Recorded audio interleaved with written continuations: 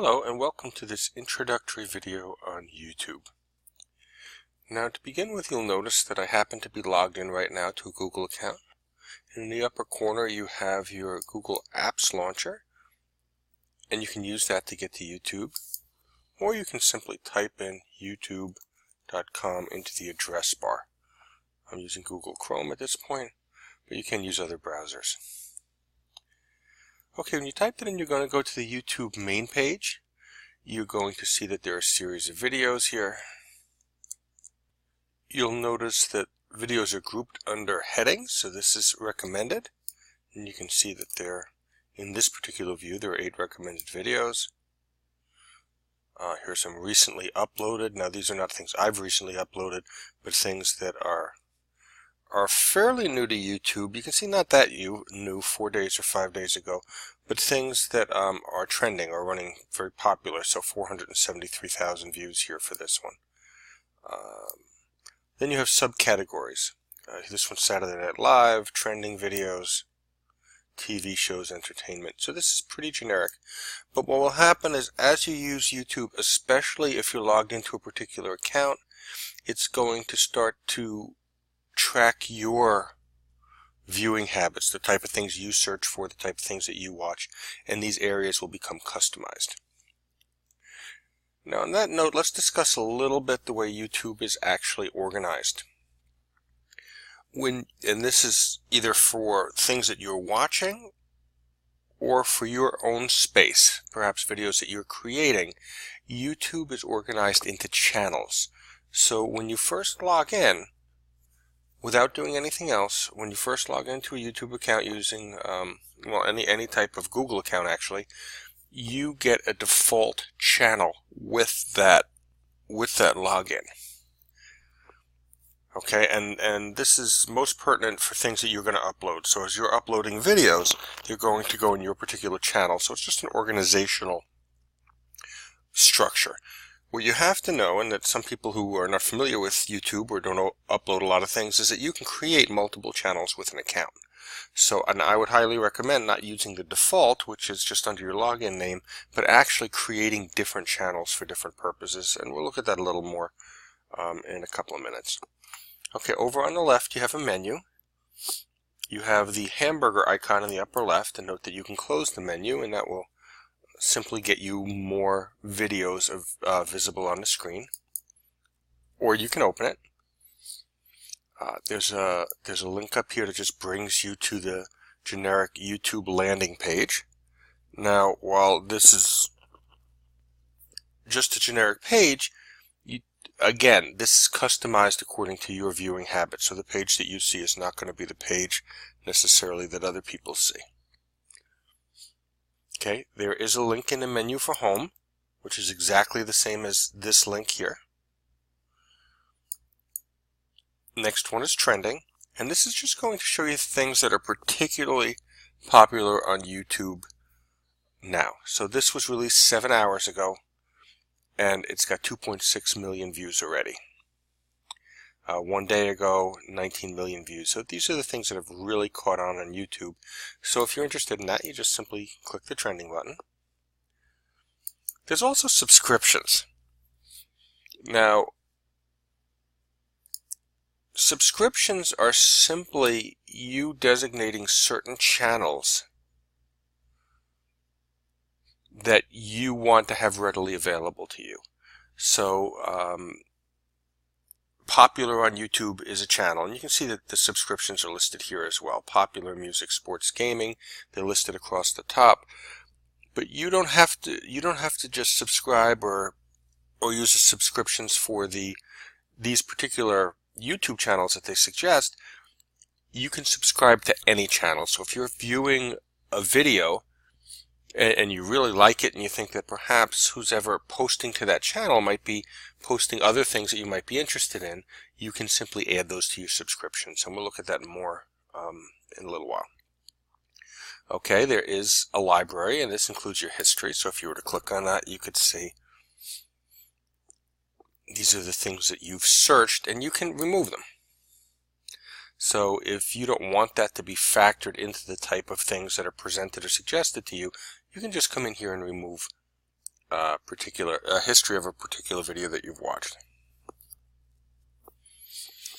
While we are in history, let's discuss some options over here. This is your watch history. There's also a search history. Mine is empty for this particular channel, but if you've been doing searches using the search bar up here, that history will appear.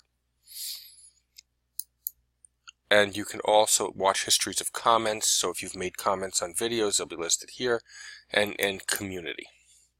So 4 different types of histories that you can look back on, and you can modify. You can modify the histories by removing particular entries. There's a watch later section, and we'll look at this in a moment. But basically, as you're going through YouTube, let me come home here. Let's just say that this is something that I intend to watch later. I'd like to, I just don't have the time right now.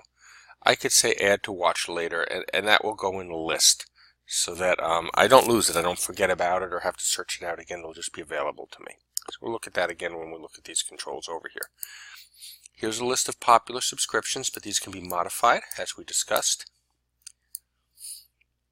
A link to allow you to browse channels. So remember, what you're actually doing when you subscribe to something is subscribing to a channel. And this is just another way to look at channels. You can click there and go through, different suggested channels. Okay, a couple of things down at the bottom. YouTube Red is a service that YouTube is offering. It's $9.99 a month, and basically what it's going to do is remove ads from videos and give you uninterrupted music, etc. So if you were interested in something like that, original shows, ad-free and offline video, okay, so different things that they offer if you were interested in looking into that. YouTube movies. So just as with Netflix or Amazon or Hulu or other things, you can come to YouTube and you can simply stream a movie and pay a certain fee for that.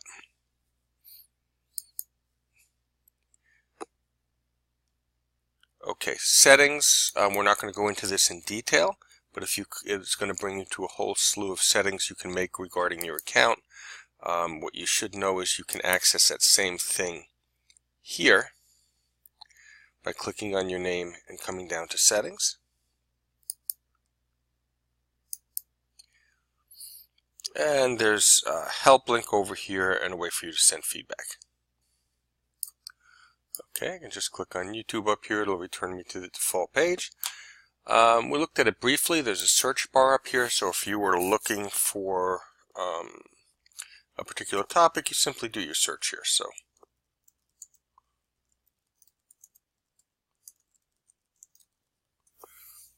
do a little search, and then the results that come up hopefully are going to be related to your search term. So like any search engine, you can look for particular topics by using the bar.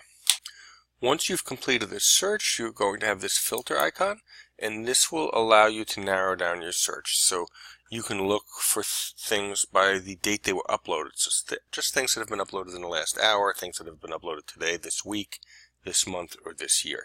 So to see more recent videos, you can simply click one of these on. So if I say this year, okay, that's going to eliminate results that are older than a year. Now you can put multiple filters on here. You can search just for videos, for channels, for playlists, for movies, or for shows. So right now only the video and the movie are available, but if I had different searches on, I would be able to choose between different things. So maybe I'm looking for a whole channel that's dedicated to Google Educator certification.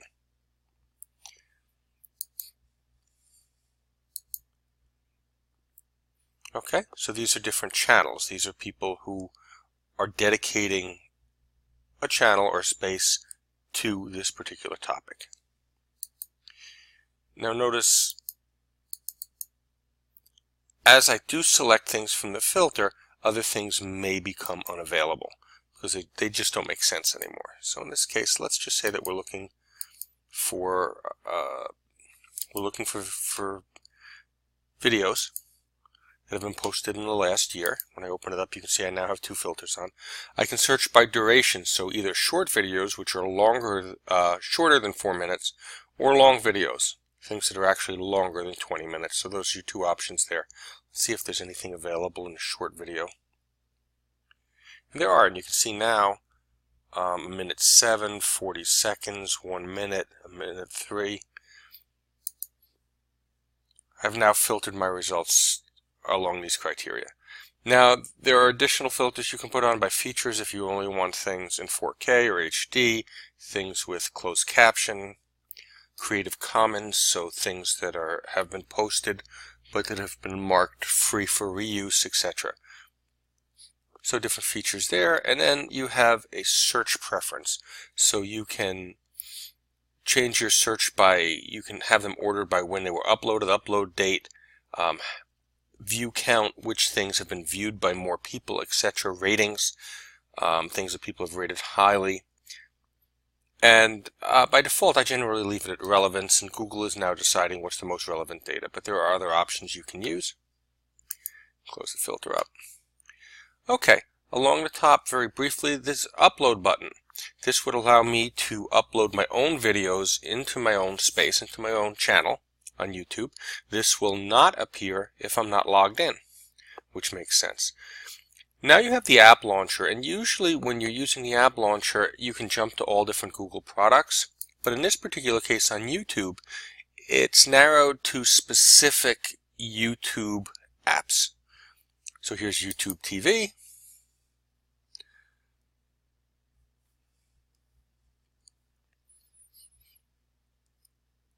And you can see that for a fee that you can use this as your television. If you don't have cable, you can get different channels, etc. Things that you would consider as television channels, things you're more familiar with. Okay, there's YouTube Gaming, so there's an app dedicated to gaming, which is very popular. One dedicated to music, one dedicated to kids. YouTube for artists. And let's just take a quick look at this Creator Academy. Creator Academy are a series of videos assembled into courses, you can see here, or simply lessons that give you insight into how to use YouTube. And by that I mean not as a viewer so much, but how to build your own channel, how to encourage viewership, expand your branding, things like that. So a lot of cool things in here. The courses or lessons will appear. You have a link to see some details about that, where you can go through it step by step at a time. Across the top, you have a couple of options for YouTube creators. First one is Home, which is where we are. Second one is a catalog showing you all the courses that they have. Quick link About is just giving you an introduction to what YouTube Academy actually is. And then over on the left, you can add goals. So if you have a YouTube channel and you're looking to